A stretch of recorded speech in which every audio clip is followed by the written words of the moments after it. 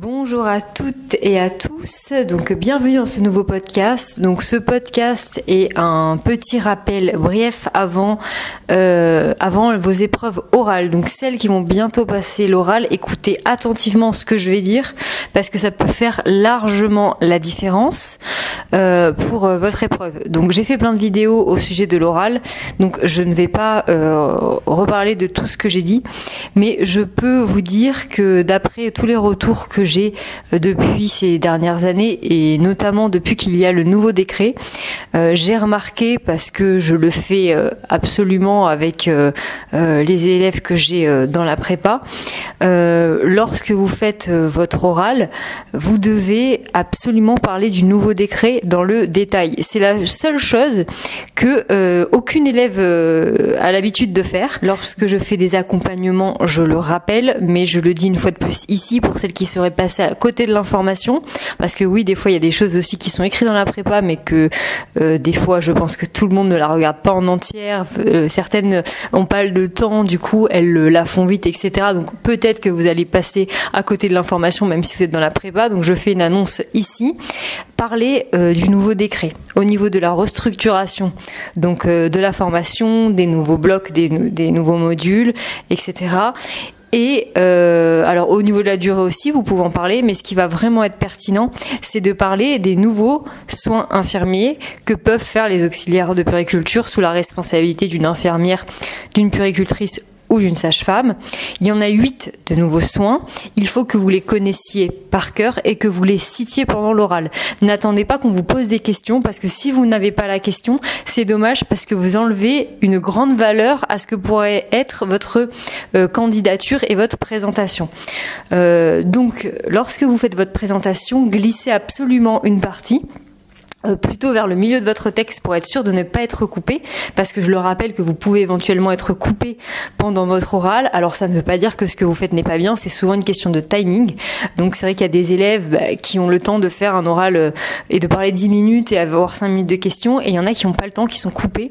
Vous tombez des fois également sur des jurys très sympas, très chaleureux, conciliants, bienveillants, et il y en a qui tombent vraiment sur des jurys qui sont là vraiment, voilà, des jurys un peu à l'ancienne, hein, qui sont là pour pousser les filles dans leur retranchement, etc. Mais sachez que si vous tombez sur ce type de personnalité, ne le prenez pas personnellement. En général, elles sont comme ça avec tout le monde. C'est pas vraiment lié à qui vous êtes. Donc ça, je sais que ça peut être frustrant, mais si vous êtes la meilleure, ils sont quand même obligés de sélectionner des filles.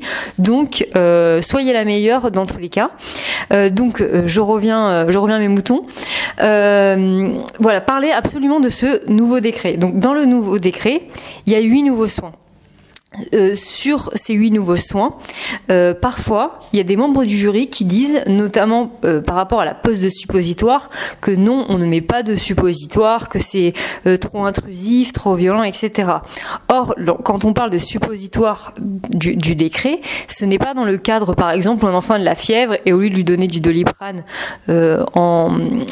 avec la pipette, on va lui donner du Doliprane en suppositoire. Ce n'est pas du tout de ce type de suppositoire qu'on parle. C'est des suppositoires de glycérine qui sont utilisés en cas de très grosse constipation, et c'est plutôt dans un cadre pédiatrique, donc pendant une hospitalisation. Donc quand les membres du jury vous disent ça, il faut que vous puissiez parler de ça, et sachant que ça, c'est écrit dans le nouveau décret. Donc il y a des membres du jury qui disent non, on met pas de pose de suppositoire, on ne parle pas dans le cadre de la crèche, on ne parle pas à la maternité, on parle dans une hospitalisation pédiatrique, et c'est pas moi qui le dis, c'est le décret. Donc quand le membre du jury parle de ce soin, et si il vous dit quelque chose, vous pouvez, même si vous voulez, imprimer le décret, le mettre dans votre sac et leur montrer en disant ah ben je suis désolée, moi j'ai appris ça, j'ai appris le décret, pour vous dédouaner, parce que les filles qui ont été interrogées sur le décret, qui l'ont appris au bout des doigts, et qu'à la fin on leur dit non, ça c'est pas vrai, ça c'est pas possible. C'est pas possible parce que vous avez appris quelque chose qui est officiel, donc on peut pas vous dire que c'est pas vrai. Et sachez également qu'il y a des membres du jury qui ne sont pas forcément à la page, pas au courant de tout, qui ne se renseignent pas dans les moindres détails sur les lois, les articles, les décrets, parce qu'il en sort beaucoup. Donc, des fois, vous êtes plus au courant que les membres du jury sur certaines choses. Donc, soit vous prenez la position de dire il y a 8 nouveaux soins, j'ai choisi de vous en citer 5, et dans ces cas-là, vous enlevez la pose de suppositoire, comme ça il n'y a pas de débat là-dessus, ou alors vous dites les 8, mais vous avez cette option de vous dire, de parler du cadre pédiatrique, que c'est pas pour remplacer un Doliprane, que vous l'avez vu dans le nouveau décret, donc peut-être que ça ne se fait pas beaucoup, mais c'est écrit, donc même si on le fait pas, en tout cas c'est écrit, mais c'est juste pour vous donner raison, parce que ça serait vraiment dommage d'être contredit sur quelque chose qui est écrit. Donc, pour les plus prudentes, choisissez d'en citer 5 et vous omettez volontairement de dire celui-ci. Et celles qui veulent dire les 8, vous dites les 8 avec cette option-là, quitte à imprimer le décret que je mettrai en lien sous ce podcast pour que vous puissiez le consulter. Le décret est dans la prépa pour les filles de la prépa. Celles qui sont pas dans la prépa, je le mettrai en dessous. Vous allez à la fin du décret et vous remontez un tout petit peu la page, et à un moment donné, vous allez voir tous les soins que peuvent faire les auxiliaires de puériculture. Alors, pourquoi on parle des 8 nouveaux soins? Parce que les autres, ils ont toujours été dans le décret. C'est pour ça qu'on dit les 8 nouveaux soins infirmiers. Donc, voilà pour ce petit rappel et cette petite mise à jour. Vu que j'ai eu beaucoup de retours d'élèves, de candidates et de membres du jury sur justement les oraux, et j'ai décidé que j'allais vous tenir au courant. Ce que j'ai dit dans mes dernières vidéos n'a pas besoin d'être précisé parce qu'il n'y a pas eu de changement, mais ça, vu que je l'observe, qu'il y a une réelle différence avec les élèves qui parlent de ce décret, elles sont vraiment mises en valeur. Les jurys à chaque fois disent, hormis cette histoire de suppositoire, disent: tu es la seule de la journée qui m'a parlé du décret, c'est génial. De suite, il y a les yeux qui s'écarquillent de joie qu'on ait appris le décret. Dans la plupart des cas, vraiment, vous marquez énormément de points parce que c'est quand même une notion technique, et les nouveaux soins, quand même, ils sont pas faciles à retenir.